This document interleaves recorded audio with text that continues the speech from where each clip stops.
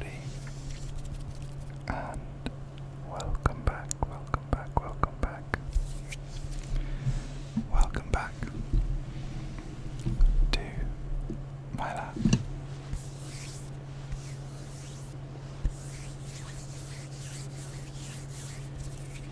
And excitingly, welcome to the first video with my new camera. We should be in 4K right now. Not 1K, not 2K, not 3K, 4K. 4 whole Ks. So hopefully this is looking good. Hopefully this is looking good. I hope you can tell the difference compared to my phone. So for today's video, as you can see, I've got some things set up here, and it's going to be quite similar to the last video where I'm here. The lab's closed technically for Easter, but I'm here in the evening. It's 8:15, and I have some work to do, and so I thought I would do it with you guys and just, talk through what I'm doing, ramble a bit. Of course, you'll get all the lab sounds, and yeah, we can just kind of chill. Hopefully it's relaxing. Hopefully it's interesting. It's kind of following on in some ways from what I did in the last video. So, if you watched the last video, thank you so much for watching. And yeah, I still can't believe the support on that video. It was crazy. But basically in that video I was isolating RNA and protein. And today what I'm doing is I have here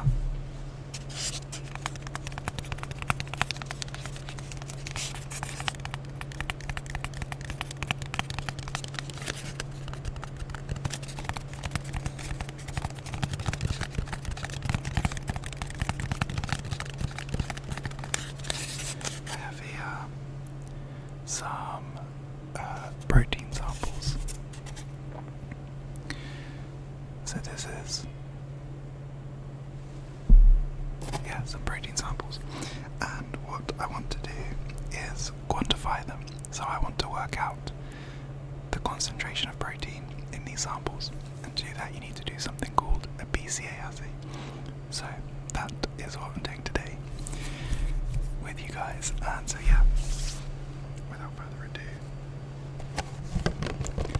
I'm going to get started, because it's probably going to take a little while. It's nothing crazy, but I have to do some preparatory work, mostly dilutions.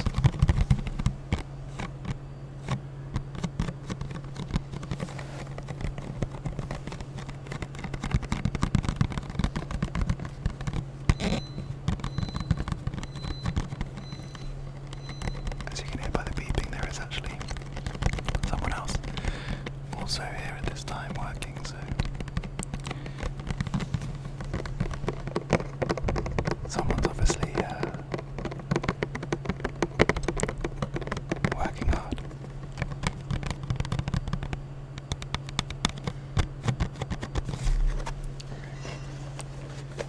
Let's get the gloves out.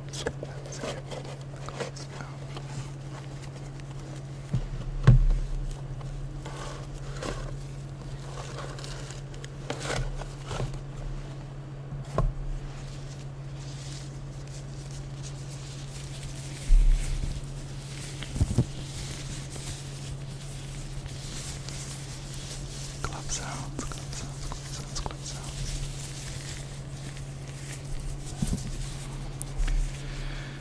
So yeah, I've been planning this video for a while. I've been saving doing this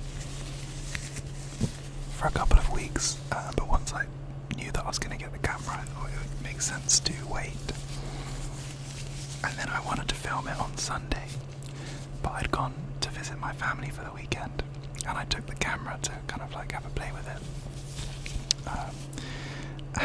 And right before I left, I took the SD card out to put it on my dad's laptop and like kind of look through the footage, check the quality, all of that stuff.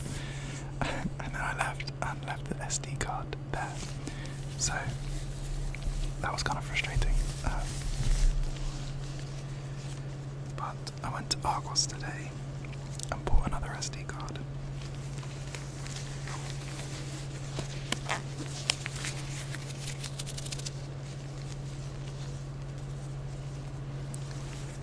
And so here we are.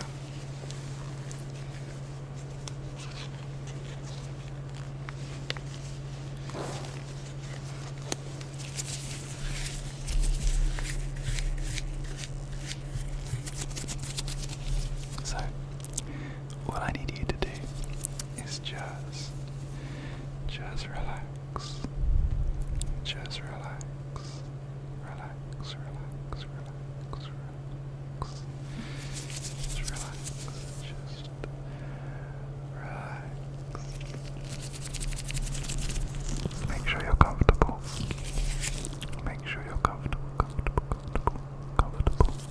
and cozy. So basically, this PCA assay is kind of cool.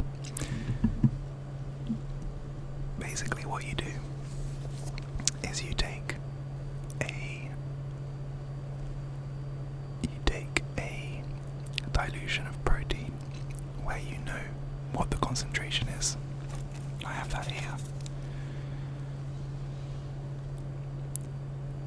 Is that focused? I think so.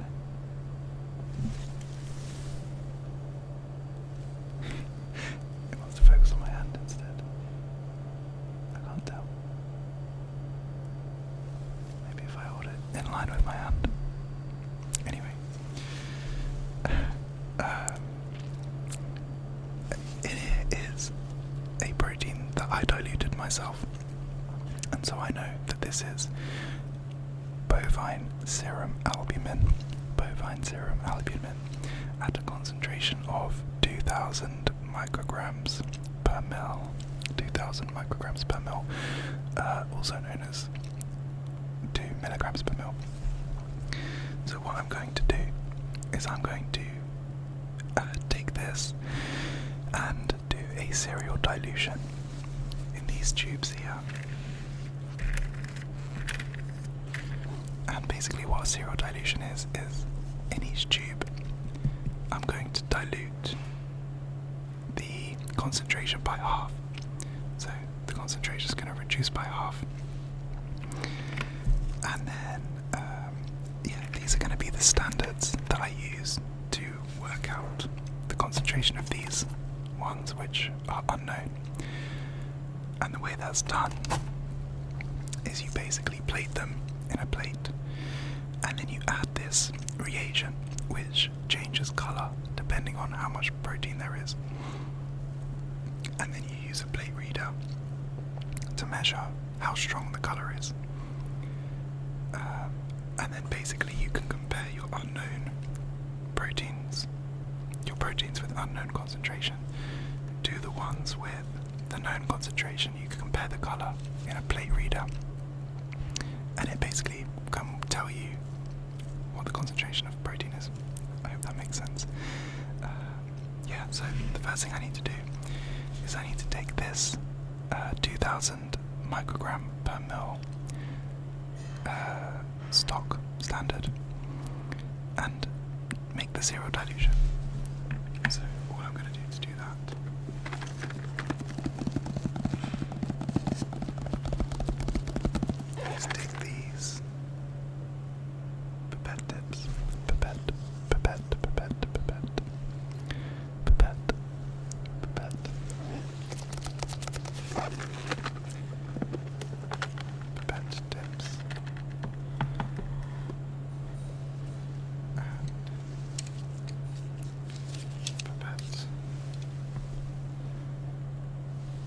500 microliters. 500 microliters, which is half a mil of water.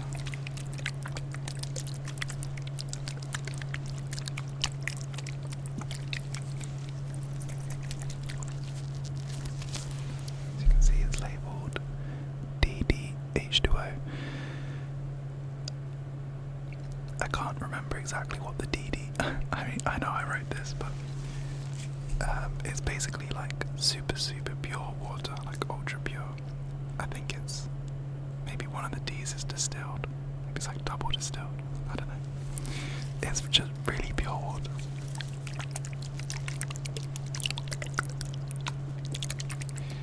Actually, I'm lying to you. I'm not diluting them in water.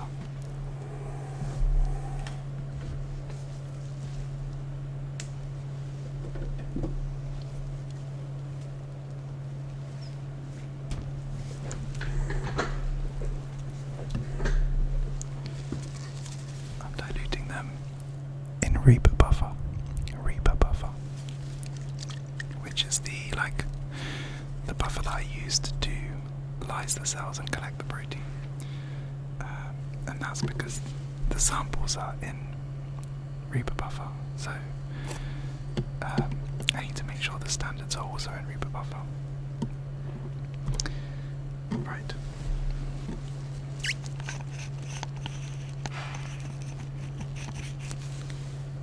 I'm hoping I have enough, because it's looking kind of low.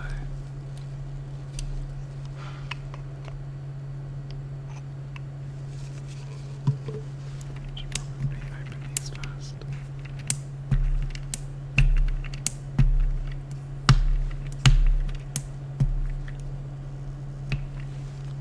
There we go. So, just putting 500 microliters into each one and making sure the pipetting is accurate is important, because these standards need to be as accurate as possible to the true concentration. Otherwise, the concentration that I work out for these is going to be off. I think because I'm running low on Reaper buffer.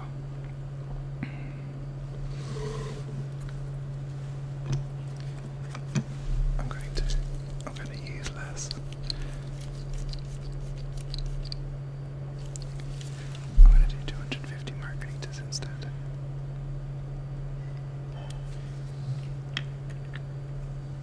So I'm just going to take half from these ones.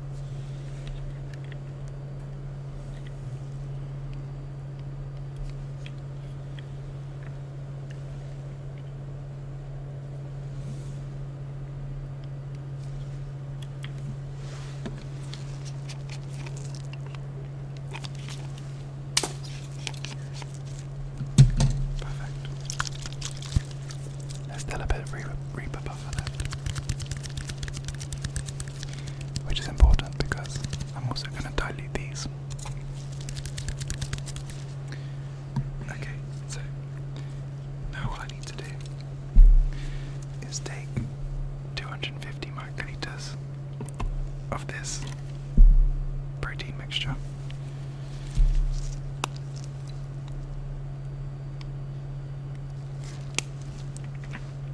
and mix it with the first tube. So I'm just going to pipette and then go up and down to mix it.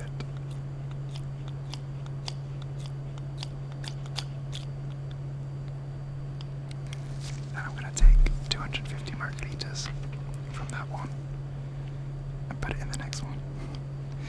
And I'm going to just repeat that.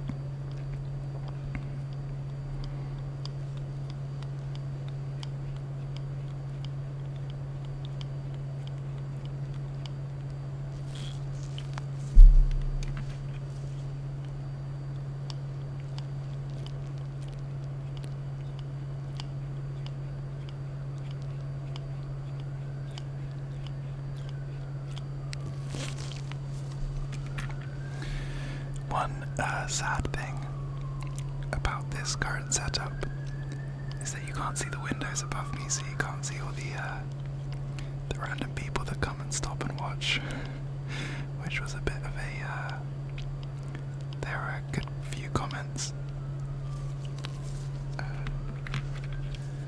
mentioning those random people on the last lab video. Sorry about the police siren.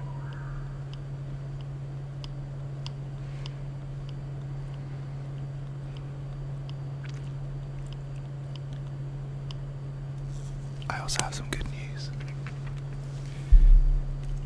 It was kind of an important week for me because I think I mentioned that I was, for the past month, writing a report on everything I've done so far in the PhD. Oh yeah, I got quite a few questions on the last video asking what my job is. I'm a PhD student. I'm a PhD student studying stem cell biology. And yeah, so as part of the PhD you have to do this thing called an upgrade or a transfer, which is basically where you have like an assessment where you write a mini thesis on everything you've done so far. You give a presentation and then you do a mini viva where they basically grill you and ask you questions on your report and what you've done. The last one is going to be with no protein, so I'm not going to add anything to this one, just the Reaper buffer.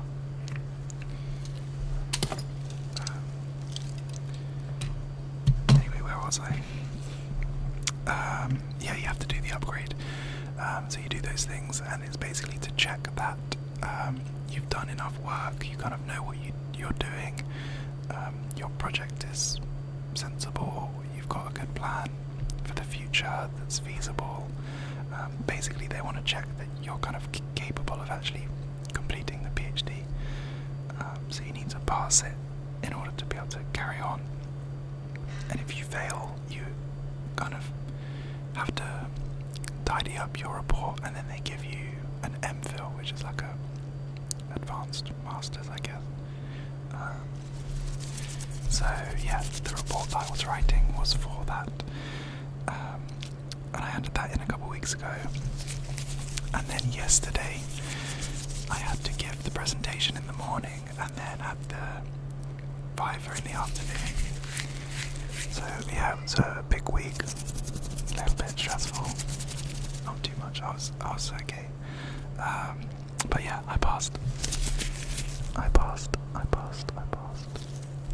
I upgraded, so I'm now officially a DPhil student, and yeah, it's kind of cool. So they think that I'm capable of finishing the PhD, getting a PhD, which is quite nice.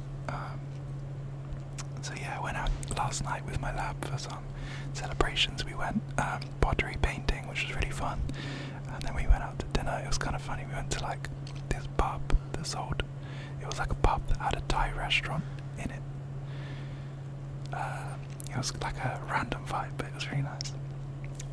Anyway, so the standards are made, and now what I need to do is take my proteins, and because they're kind of, I don't have loads of them. It doesn't want to focus on the tubes. There we go. There's not loads in there. I need to be, what's the word? Sparing. So I'm going to dilute all of these protein samples 1 to 10, which basically means I'm going to dilute them 10 times. And then when I calculate the concentration at the end, I'll just times everything by 10. So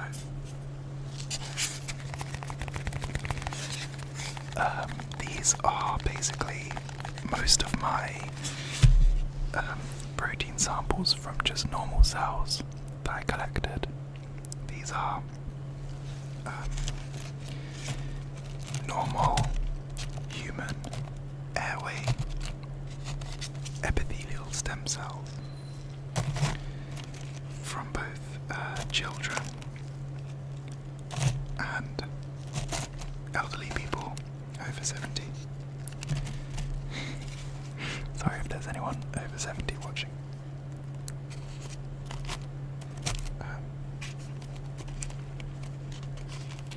I don't mean to be rude, that's just scientifically how that age group is classified.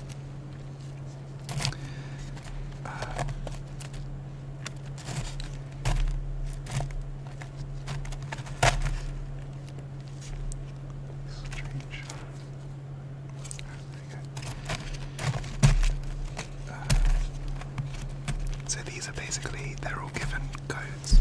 So they're named like N0 and then a number. Basically, they were taken from nasal brushings.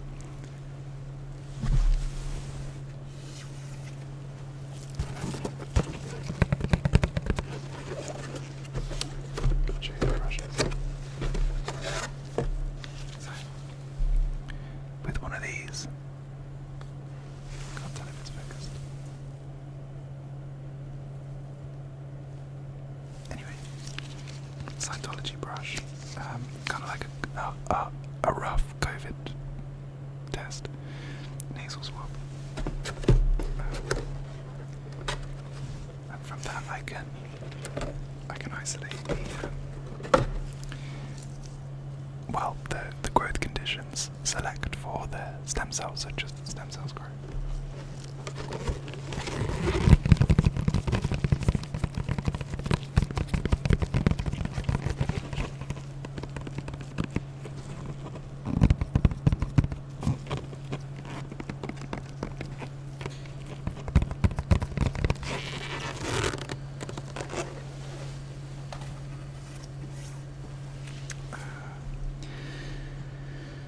So, I'm just trying to get them in number order.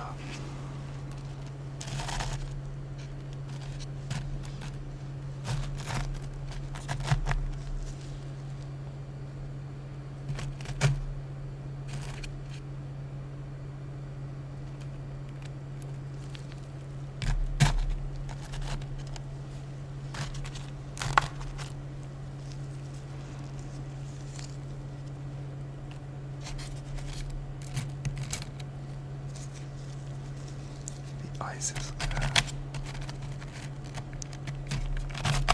melted a bit, which is making it difficult to stand them up properly.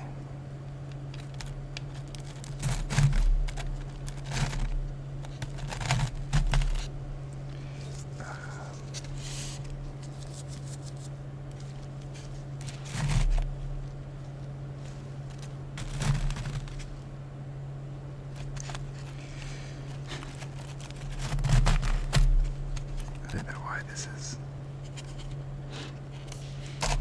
harder than it needs to be. Okay, they're in number order. I mean, I have 1, 2, 3, 4, 5, 6, 7, 8, 9, 10, 11, 12, 13, 14, 15. So I have 50.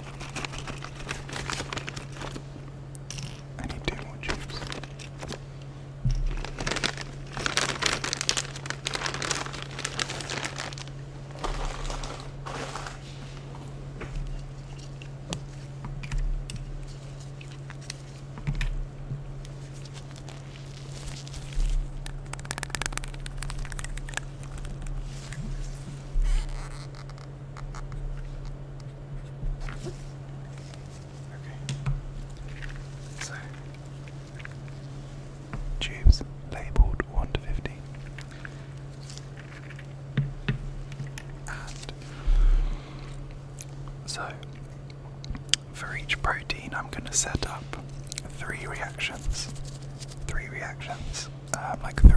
They're called technical replicates. So I'm going to basically do the exact same thing 3 times, and then I'll average the results. And this is, just to increase the reliability, try and remove the effect of any technical errors. So I'm going to need 25 microliters per reaction, which means I need 75 overall. So I'm going to make 80 microliters in total of the 1 to 10 dilution. That should be enough, which means I need 72 microliters of Reaper buffer in all of these, and then I'll add 8 microliters of the protein to these as well.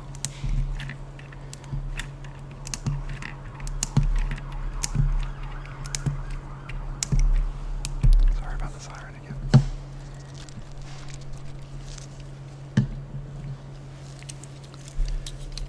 So 72 microliters.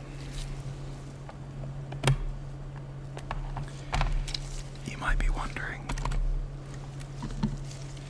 why it's important that we precisely know what the concentration of protein is.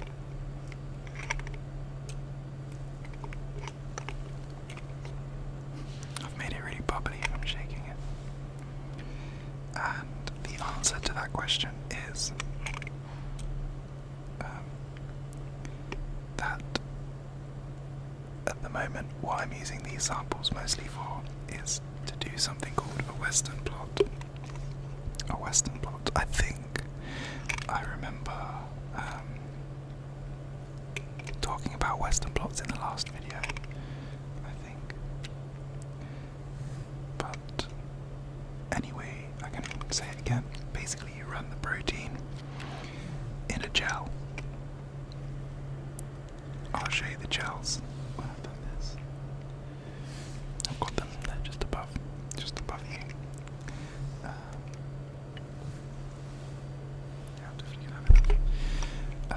So you run the protein in a gel, and basically, first you denature the protein. So the proteins normally come all like bunched up in structures.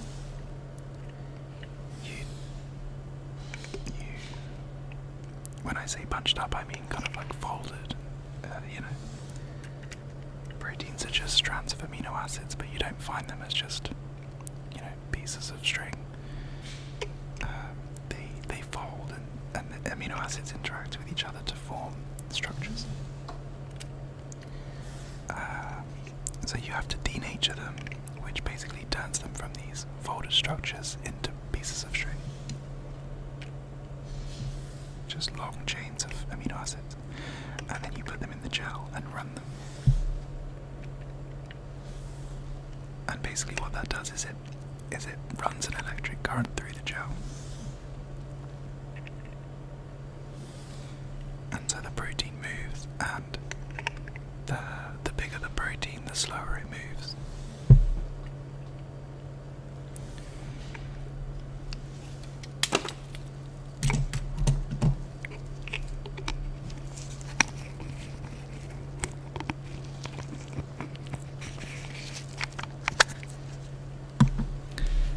Which means you end up with the proteins kind of separating out according to their size. And then what you can do is you can take the gel and you can transfer the protein from inside the gel onto a membrane.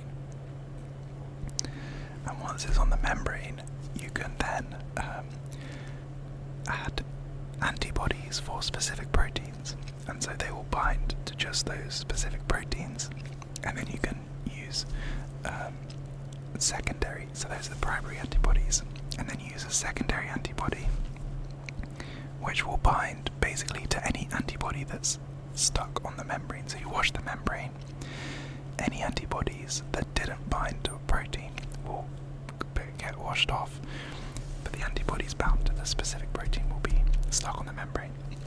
then you add the secondary, and if there are antibodies stuck down, the secondary will bind to it, and attached to the secondary antibody is like a chemical, I think it's actually an enzyme, potentially, and then you add a substrate which basically makes fluorescence. It's probably not an enzyme, it's probably just a molecule that fluoresces in the presence of the substrate that you add. Anyway, and then you can basically visualize if you have that specific protein you're interested in the sample that you ran. So for example, I'm interested in the protein called p63, which I spoke about in the last video. And so if I want to see, like for example, I want to see how much p63 is in all of these samples and compare between the children and the elderly people. Do the elderly cells have less p63 or more p63? And to do that, I need to use the Western blot. And basically you'll see thicker bands if there's more protein. But in order for that to be accurate, in order to be able to tell if there's more or less protein from a Western blot, you need to know that you're adding exactly the same amount of protein in the gel at the start. Oh yeah, I'll show you the gels.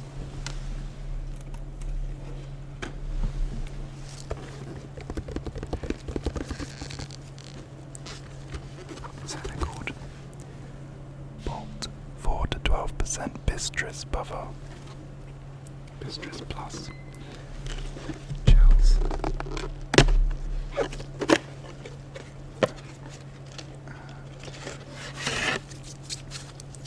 They look like this. So you can see at the top there's 15 wells that you can add the protein into, and then they run down this way. Down. Yeah. It's pretty cool.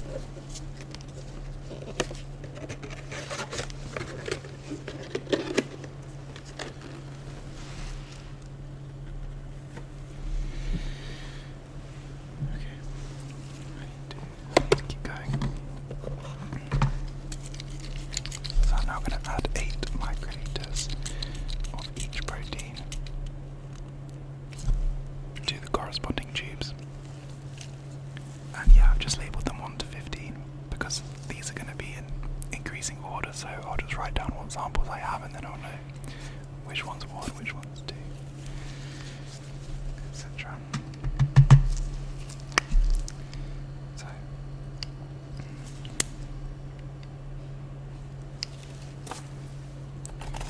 that's 1.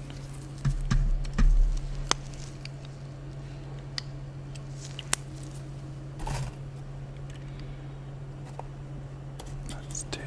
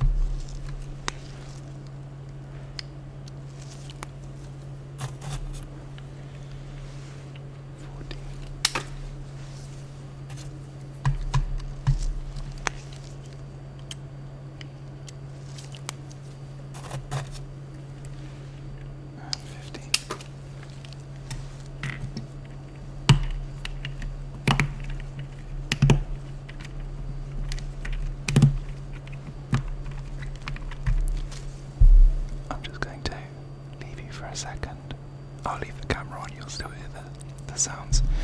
But there's a vortex machine just over there, which I'm going to use to mix these, and then I'm going to spin them down briefly. So I'm going to be out of shot, but I'm just going to be there.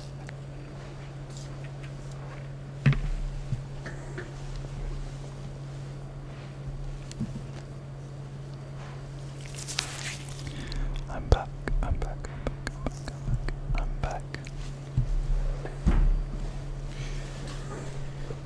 Okay. So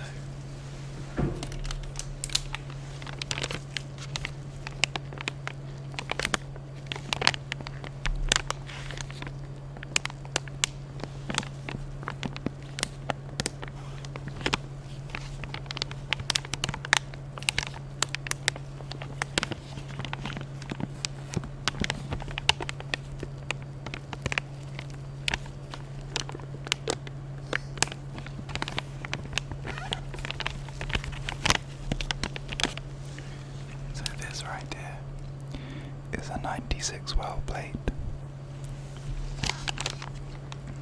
and it's called that because it has 96 wells.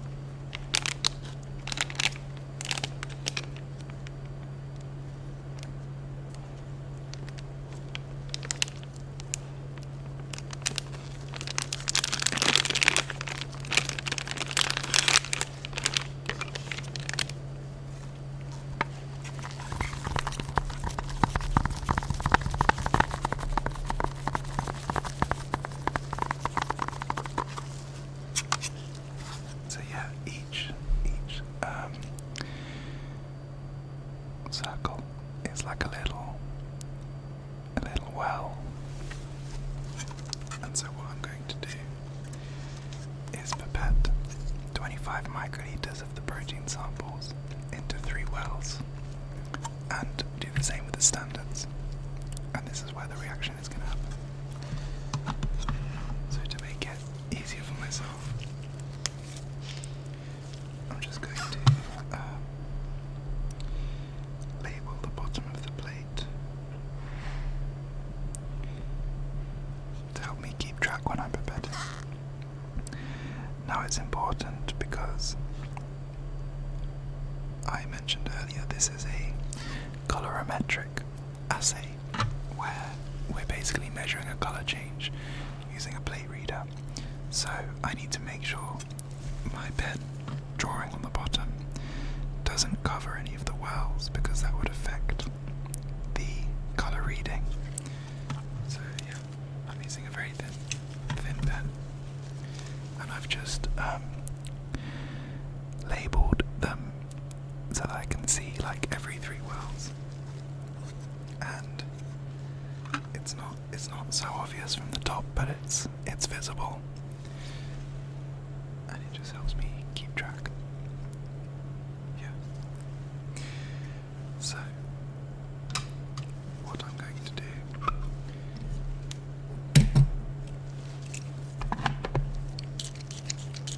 is pipette 25 microliters of each standard and each sample into these wells. So I'll show you what I mean. I'm going to start with the zero protein standard, 0 micrograms per mil.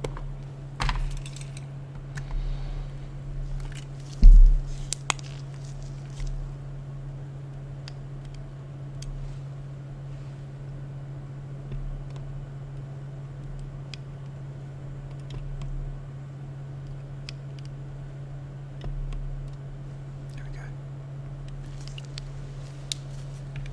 So I don't think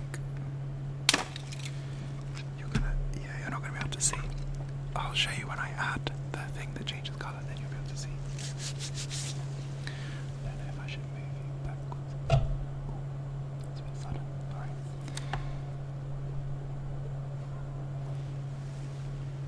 Yeah, right. Next one.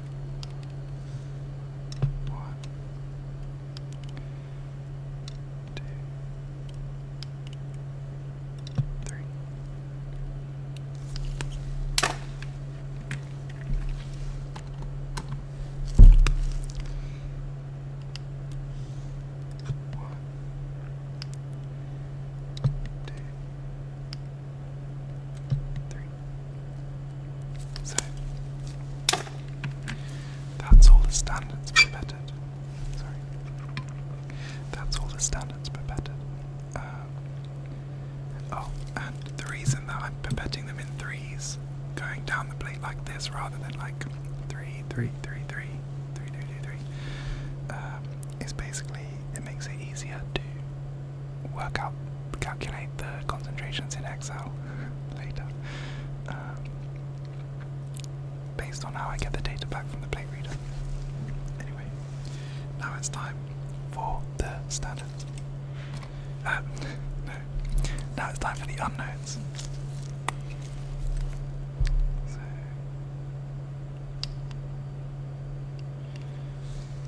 take 1, 2, 1, 2,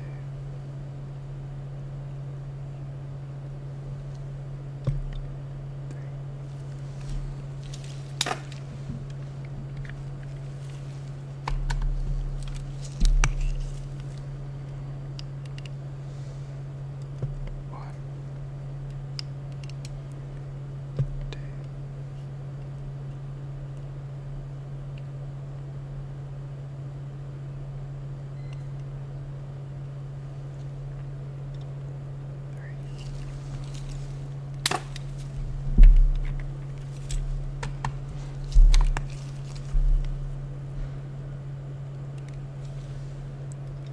One, 2,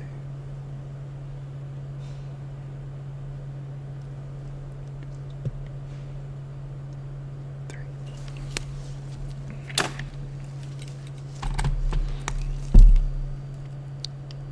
One,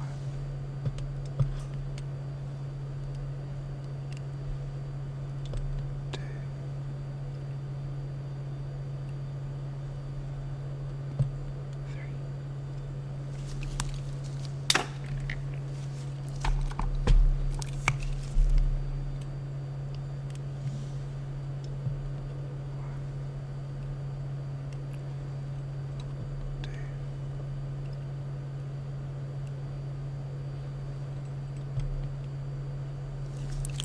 Three.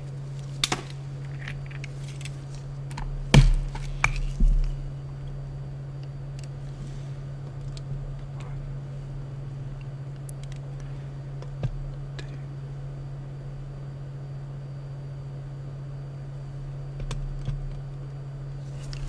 3.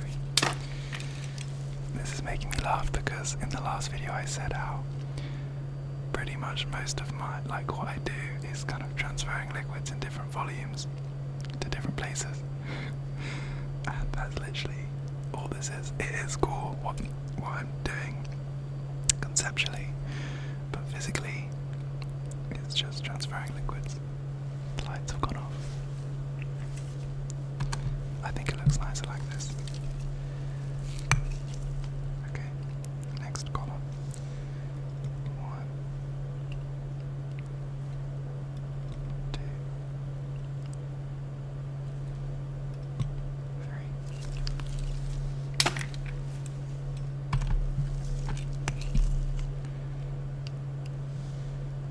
1, 2,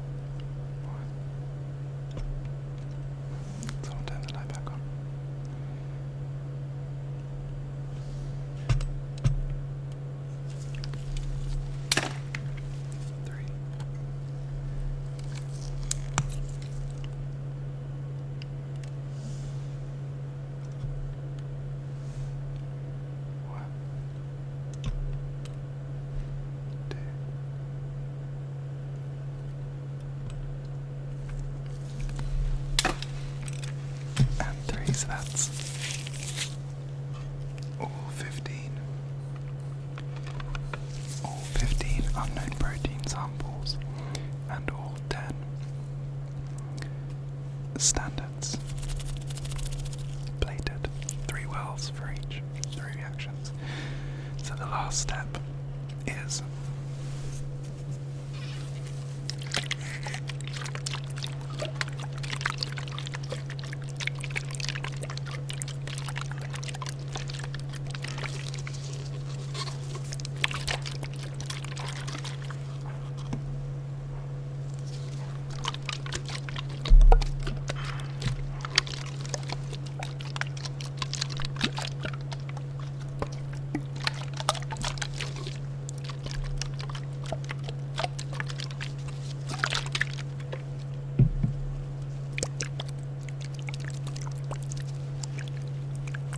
sounds very good.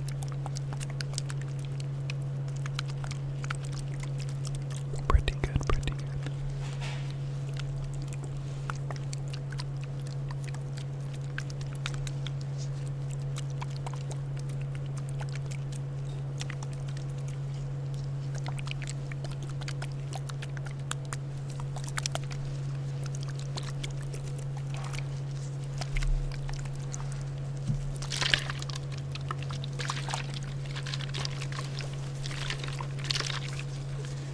So these are reagents that are going to facilitate the color change reaction. So you have reagent A and reagent B, and you mix them together. And so I need to work out how much I'm going to need. And to do that, I need a calculator, which I will use my phone. So I need to add 200 microliters of the final mixture to each well. So I basically need to work out how many wells I have and then times that by 200. So I have 10 standards plus 15 unknown proteins. So I have 25 samples in total.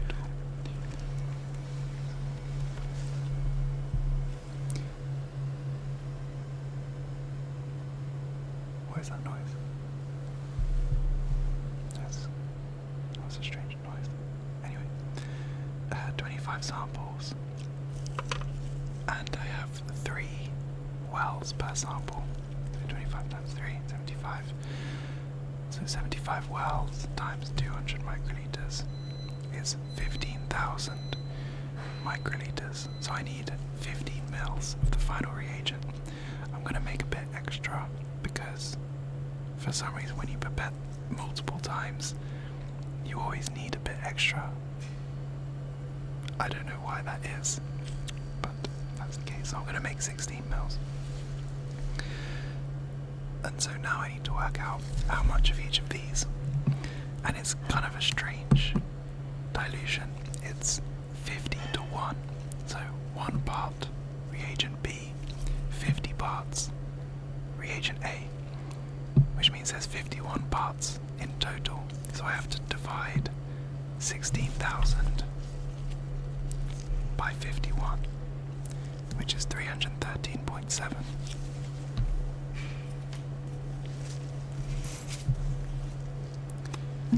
So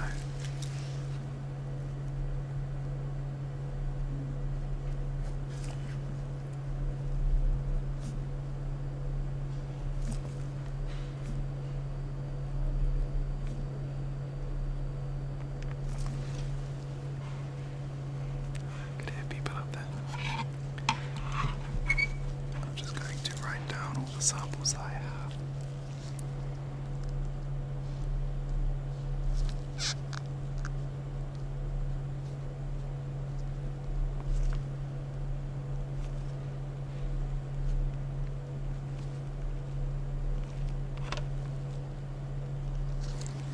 So I've got 35, 36, 37, 42, 45, 46, 49, 50, 51, 52,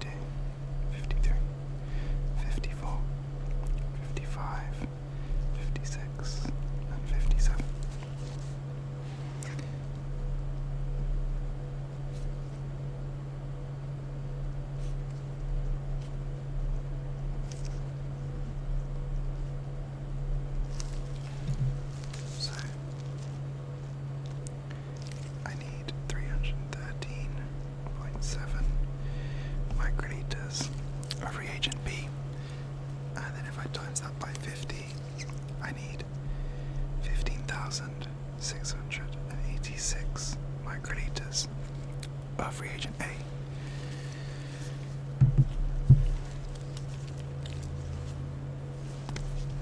So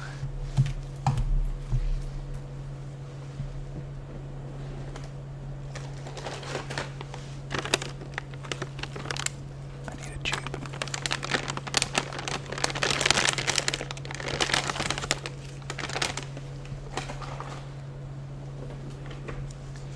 And I need a rack, so I don't actually need this. Let's bring this rack in.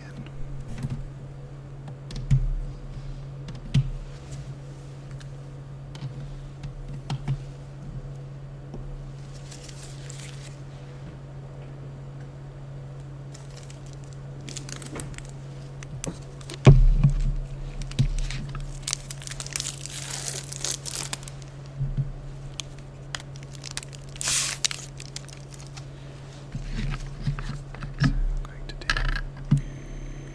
10 mils first.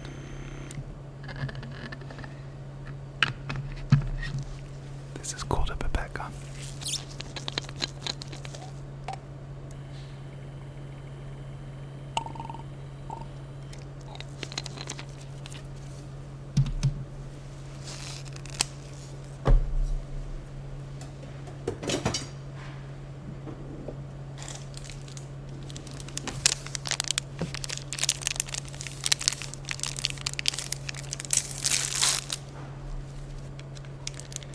And then I'm going to do,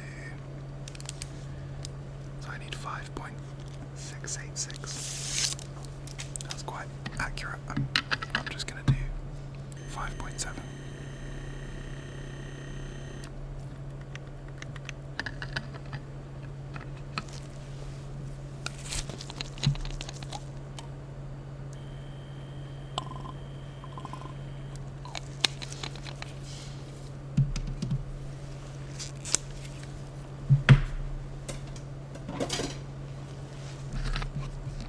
So that is reagent A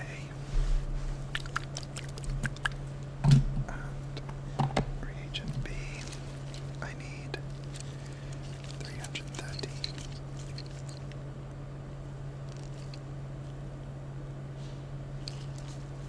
I'll do 314 because it's technically 313.7.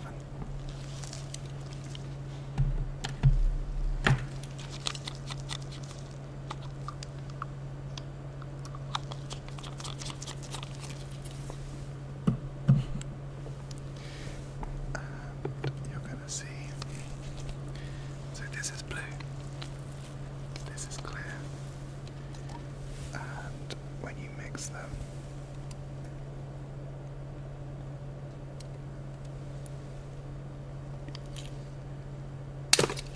it goes green.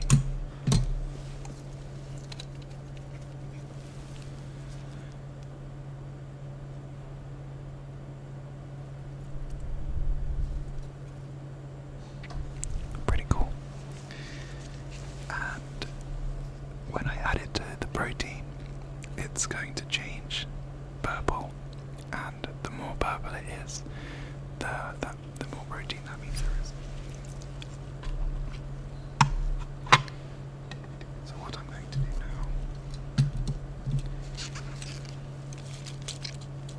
now is pipette 200 microliters into every well.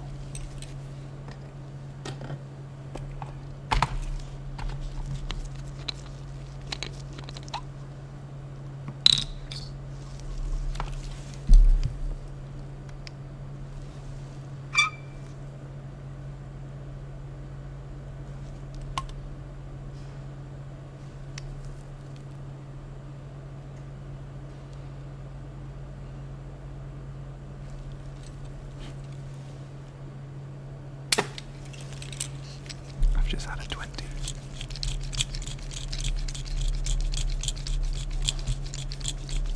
So I'm going to add 180 to this other one, to this first one, and then 200 to the rest.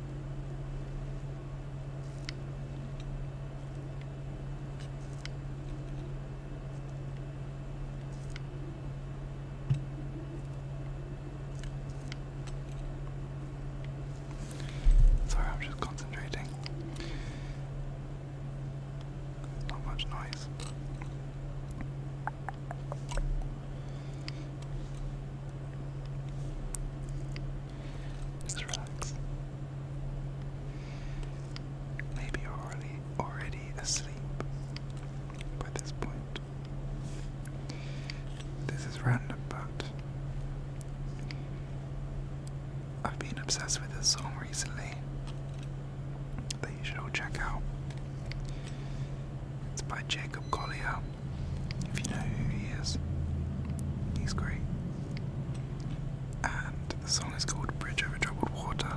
It's a cover of the classic song I'm sure many of you know. It's featuring Yebba, John Legend, and Tori Kelly. And they basically each sing a verse, and then Jacob kind of harmonizes it with his voice in the background, so the whole song is just voices, it's a cappella. But it's insane. It's honestly insane. It's so good, I can't get enough of it.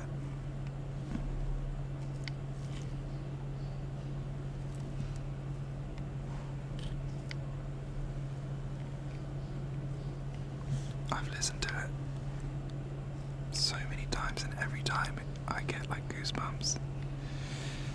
Oh, it's incredible.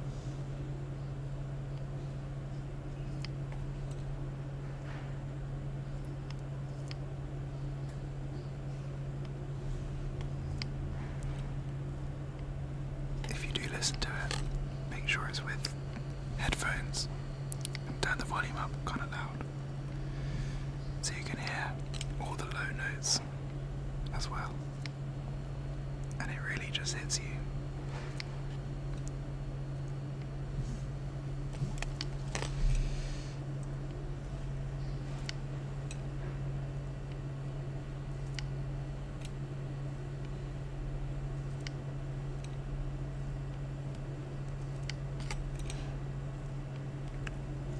Almost there.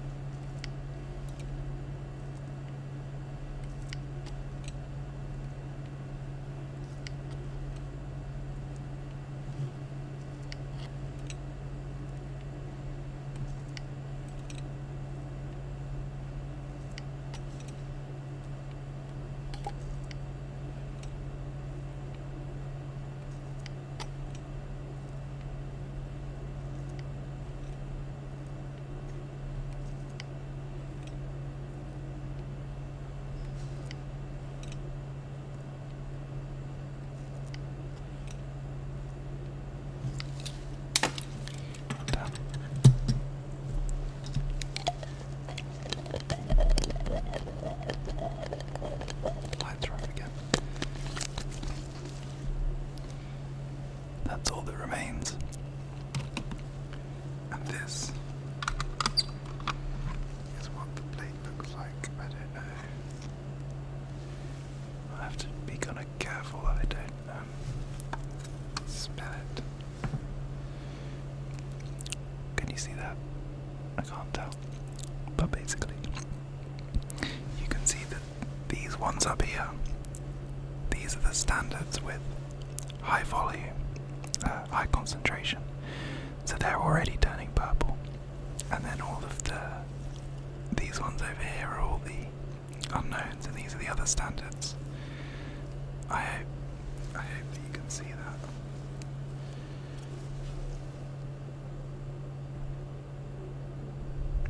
The reflection's kind of annoying. Anyway, so I'm going to shake this a bit, try and mix it, and then I have to incubate it at 37 degrees for half an hour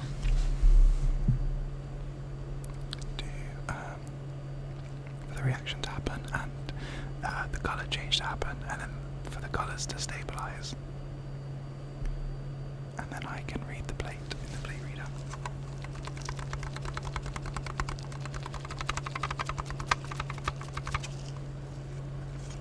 So I'm going to go and do that now.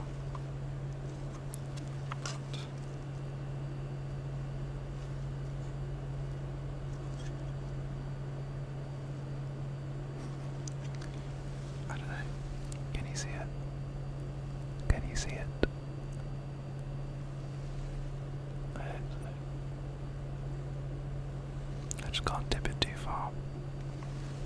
Anyway, I'm going to go put it in the incubator now.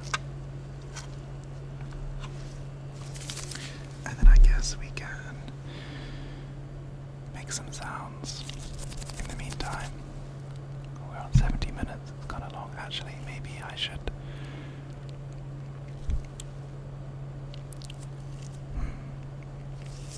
Am I gonna have enough battery? Maybe not. Maybe I will cut here and cut back when this is done.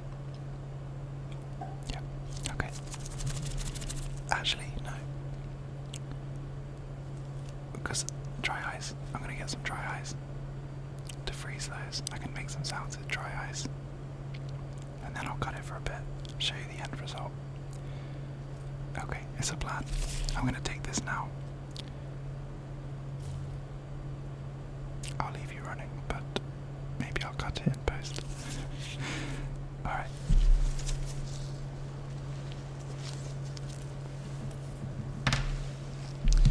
BRB.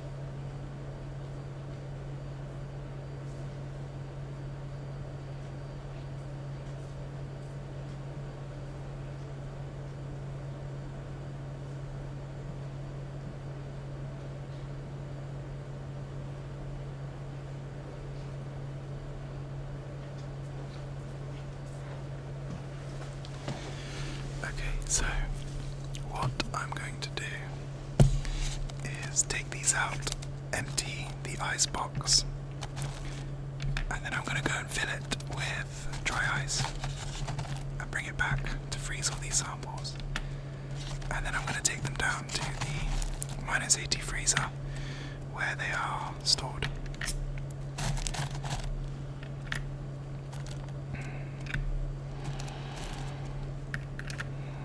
Hungry. I'm very much looking forward to my dinner.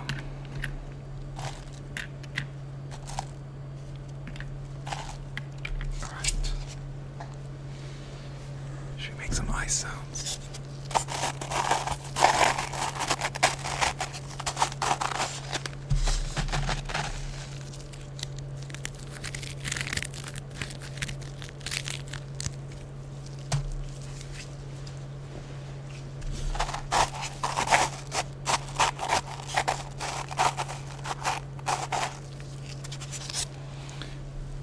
It's gonna be I think it's too bright.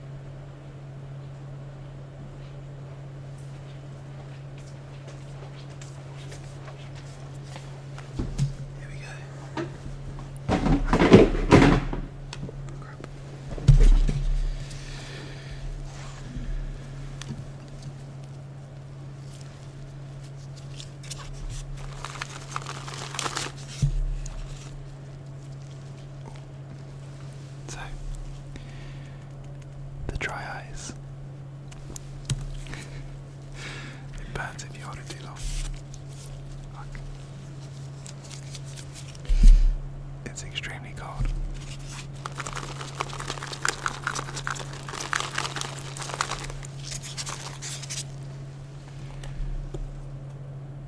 Yeah, I think it's 2.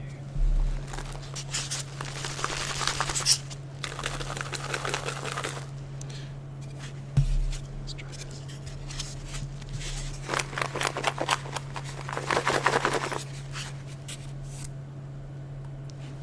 Kinda cool. Smoky, smoky, smoky, smoky.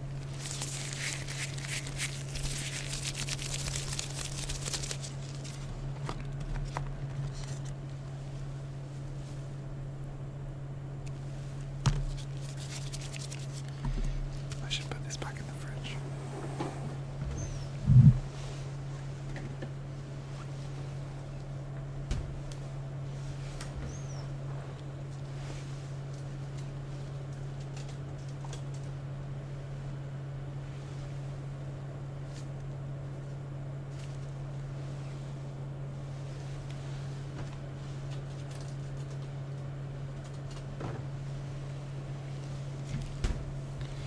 I have an example of a Western blot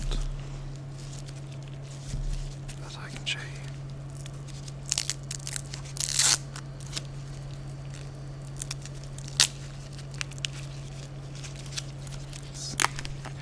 Here's one I prepared earlier.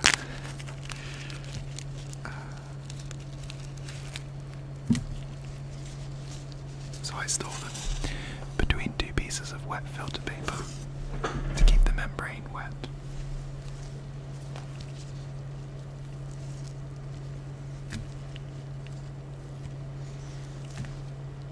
And here it is.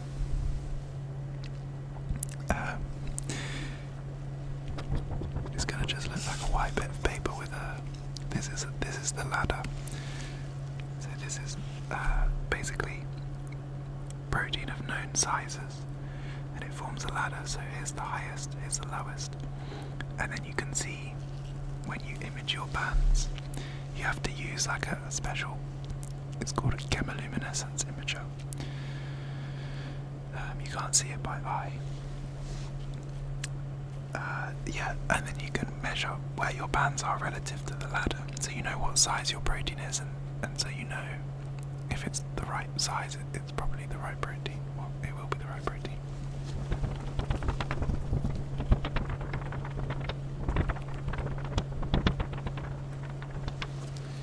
But yeah, I don't need this one anymore. I did this on 2nd of March.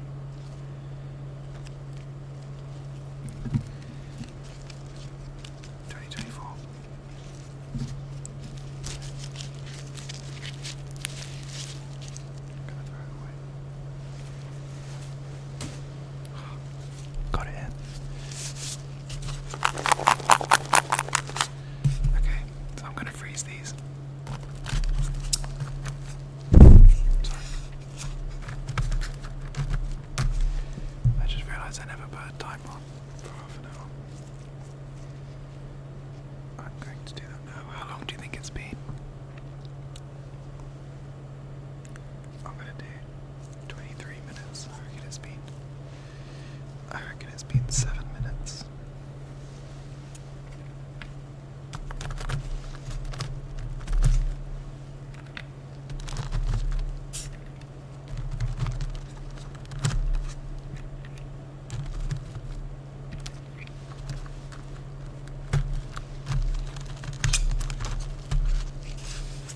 So I'll leave those for a second and they will freeze.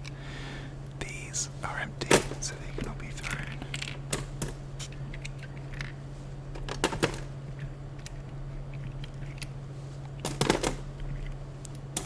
And I'm going to freeze these, but just at -20.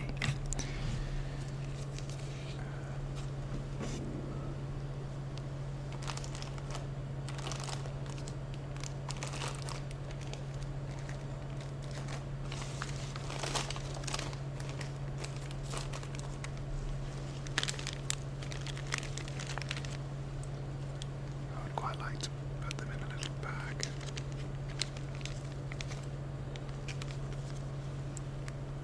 Although I don't know if this is going to be big enough.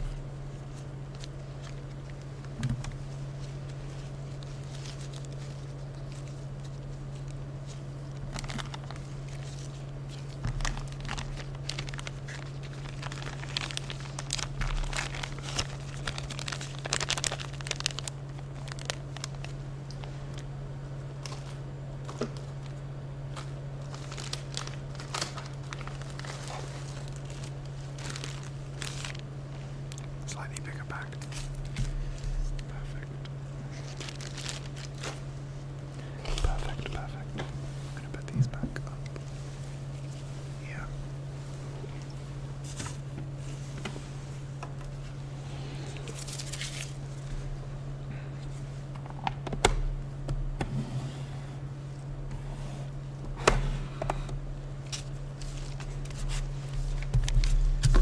So let's label it.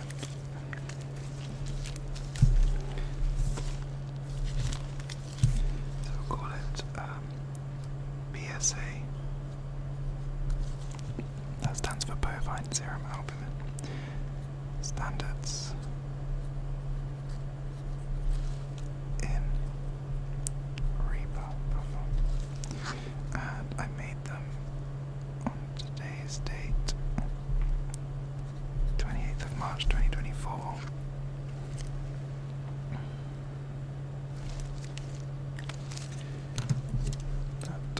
That is all.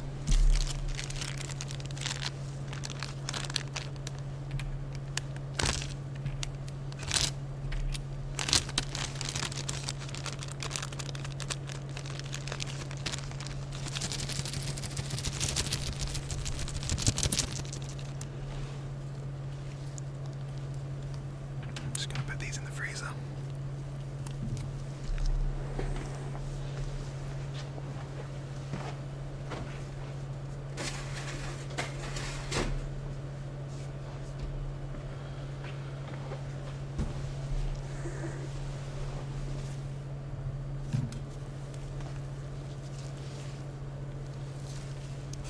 Alright, so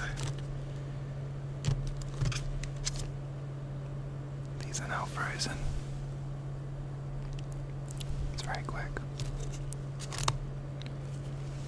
but it's because it's such a small volume and dry ice is so cold. So I'm gonna cut here. I'm gonna take these to the -80 freezer, and then I'm gonna wait for the plate to be done, and I'll be back to show you the end result. Well, try my best, and yeah. By the way, let me know what you think of the camera quality. I forgot to say that at the start. If you like it, if you like the kind of autofocus, or if you'd rather it be like single focus and kind of if I show some, well, not if I want to show something, but for like hand movements and stuff, if you'd rather it be kind of blurry, out of focus, or I don't know, let me know your thoughts. Yeah, so I'll see you in a sec. Okay, I'm back. The reaction is done, and I actually did just read the plate. So all that's left for me to do now is analyze the readings. But you can see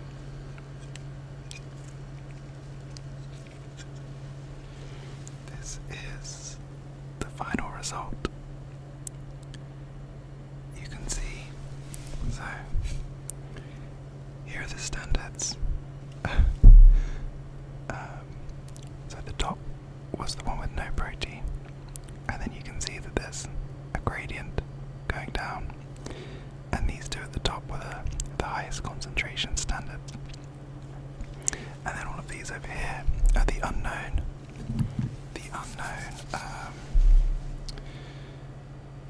protein samples. Yeah, so that you can see the color change has been pretty cool, and yeah, so I put it in a plate reader and it measured the intensity of the color, and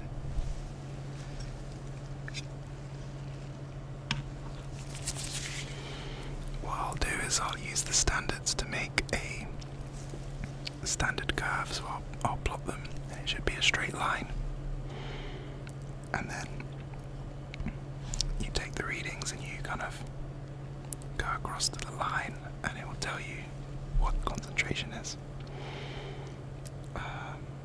Yeah, future, I will use these samples to do a Western blot. Dry ice has been left out, and it's... Oh, I just fucked it. Don't worry. This one, it's got kind of furry. I don't know if you'll be able to see. Anyway, that's just what happens when it's left out in the air. It kind of, yeah. Cool. It's crazy because I'm filming in 4K.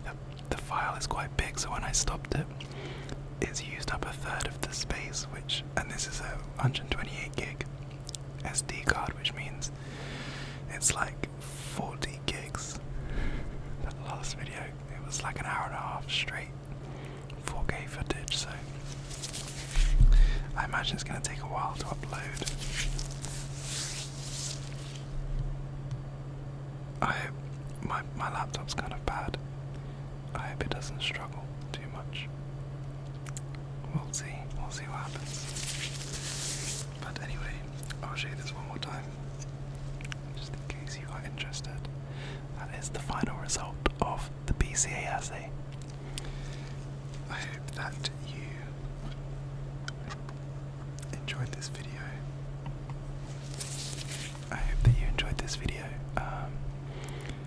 It was really fun making it. I'm happy that I was able to get back in the lab for you guys. I hope that you enjoy it just as much as you did the last one.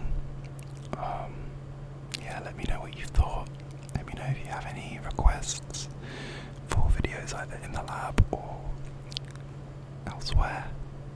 Let me know what you think of the new camera. Oh man, I'm so excited to watch this back and see what it looks like.